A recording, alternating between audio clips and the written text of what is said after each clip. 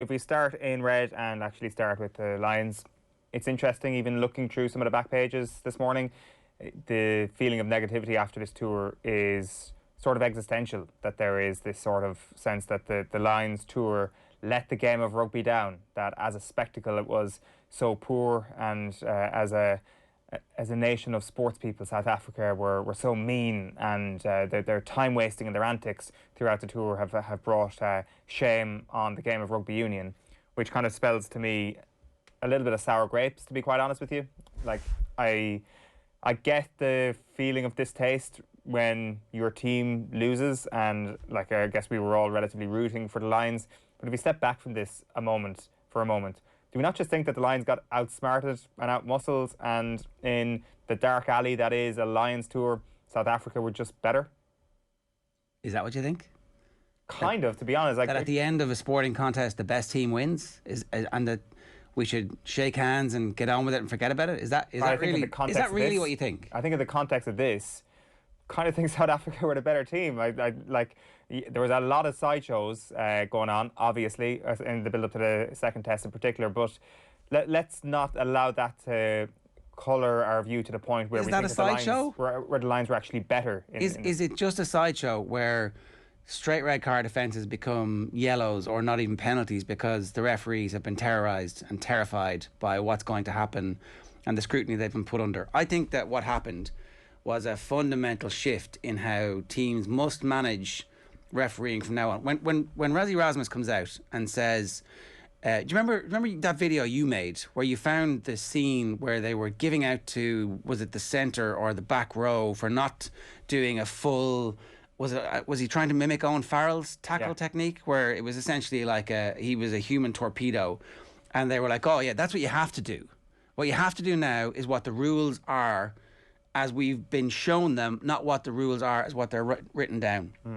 And so what Rassie has now done is exactly the same thing. He has changed the game where every head coach should come out and in minute detail analyse every single fault that the opposition has had and criticise and blame the referee and say, oh, I'm not actually blaming you here. I'm not blaming you. I'm just going on what you did last week. Rassie's opened a can of worms here, and it has completely changed the game. And I think if you don't do this now as an international manager, then you're not doing your job properly, because he changed the rules and World Rugby allowed him to change the rules. And this is not sour grapes in any way whatsoever. I'm on the record here saying I think that South African rugby culture is a fairly bankrupt thing where you have teenagers doping to try and get contracts. It's in my view one of the worst sporting cultures on the planet. And I think that what we saw over the course of the tests was the manifestation of that from South Africa. So if you're saying at the end of this we should shake hands and go, that's grand, the best team won, the best team definitely won.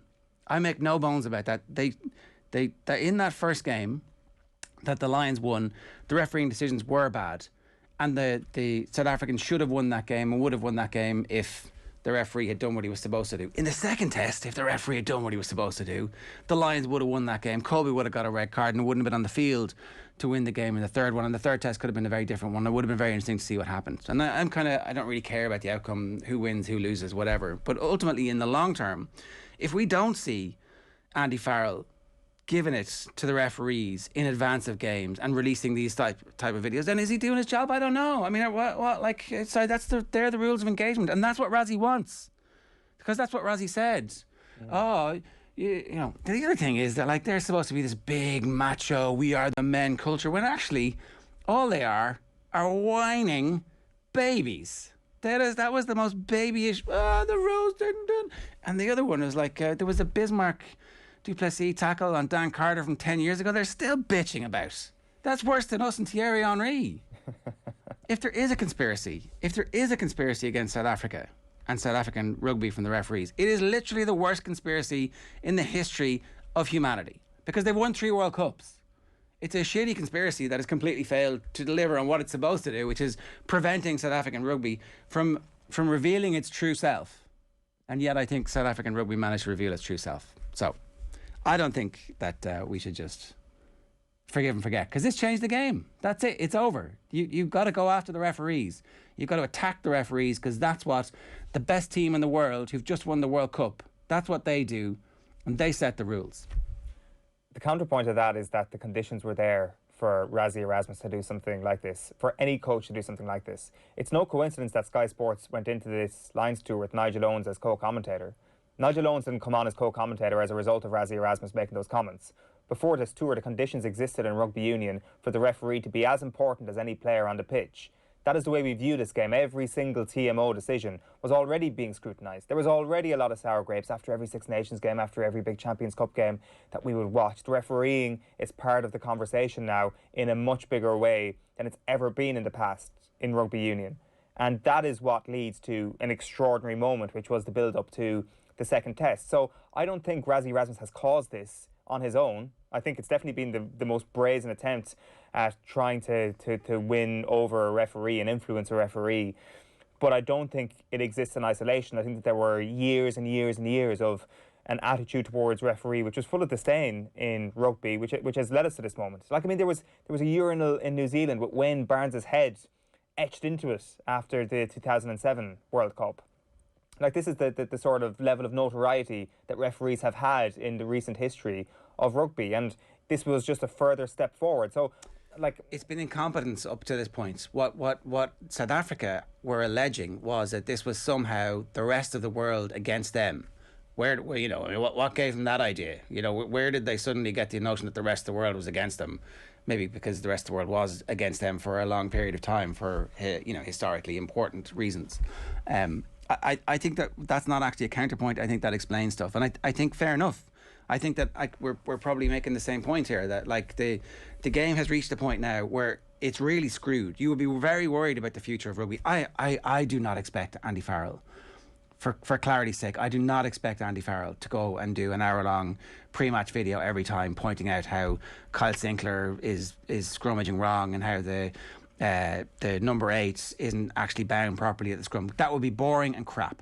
And the game was crap. The second game was one of the worst games of rugby of all time to watch. Like, it lacked all form of entertainment because of what Rassie did. And I'm being completely facetious when I say that you should do that, because you shouldn't do this. And World Rugby needs to throw the book at them, but they won't. They won't throw the book at him. But your job as a head coach, as a director of rugby, is to create a siege mentality at times. And South Africa have absolutely lived off that. What you mentioned there about the school kids doping, they have used that as part of that mentality, as part of all the world thinks we're cheats. Rotten. But they use that as motivation, and they've used it very well. And that is your job as a head coach and as a director of rugby. Like, I'm still not... Rassie did a great job. Rassie, I think, I make them absolute favourites to win the World Cup. And I said this on Twitter the other night. When they win the World Cup, all those mediocre books that they use to cash in the aftermath of winning that World Cup are all going to point to Rassie's video and go, yeah, he said what we were all thinking. Yeah. And it rallies the team and it brings them all together. But I just think, from a rugby's perspective, that it is absolutely rotten and it's very damaging.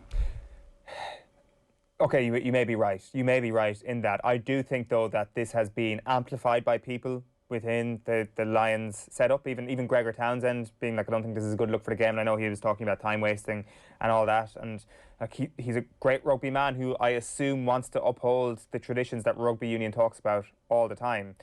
And maybe he feels that they were slipping, and I'm sure what he's speaking about is a genuine idea, and he genuinely feels that it's not a good look for the game. But I just find it interesting that this is the tone coming from the Lions side of things, the predominant tone coming from the Lions side of things in the aftermath of a series defeat, when the Lions were really bad for a lot of the series, and a lot of the questions should be asked about why the Lions were so bad. Yeah, Finn Russell was pretty good. Finn Russell changed the game immediately. It was like, we could look like this? Robbie Hedger can get the ball in a bit of space. Wow. Okay. Look, we'll move on because we're going to do Matt Williams in this a little bit later on. But you're right. The Lions should absolutely be in the red, but South African rugby culture, not interested. Morning Stain strikes again, it says on screen. Oh my God.